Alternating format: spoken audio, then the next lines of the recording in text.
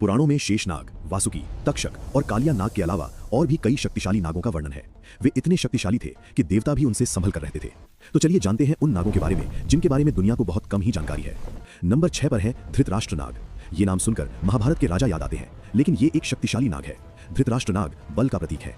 कहा जाता है कि जब ये चलते थे तो पहाड़ों में कंपन होता था। ये अपने शत्रुओं को विष से नहीं बल्कि अपनी कुंडली में जकड़कर ही समाप्त कर देते थे। नंबर 5 पर है महापद्म नाग। नागलोक के सबसे बड़े खजाने के रक्षक। पद्म का अर्थ है शंखों की संख्या में धन। इनके फन पर शंख का चिन्ह होता है। पुराण कहते हैं कि महापद्म नाग की अनुमति के बिना धरती के गर्भ से कोई भी खजाना बाहर नहीं आ सकता। नंबर 4 पर है शंखपाल नाग। शंखपाल नाग धर्म और मर्यादा के रक्षक थे। इनका काम था पाताल लोक में अनुशासन बनाए रखना। इनकी फुफकार में एक अजीब सम्मोहन था। जो भी अधर्म करता शंखपाल उसे जीवित ही पत्थर का बना देते थे। नंबर 3 पर है कंबल नाग। कंबल नाग का संबंध मौसम और वातावरण से था। इनका विष धीमा था लेकिन अटल था। कहा जाता है कि जिस पर कंबल नाग की छाया पड़ जाए उसका भाग्य वहीं स्थिर हो जाता था, फिर चाहे वो अच्छा हो या बुरा।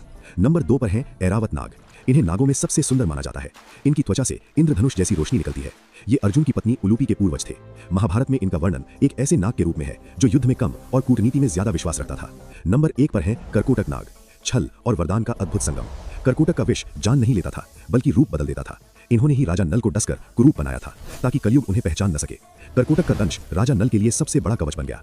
इसलिए कहा जाता है कर्कोटक का नाम लेने से अकाल मृत्यु नहीं होती।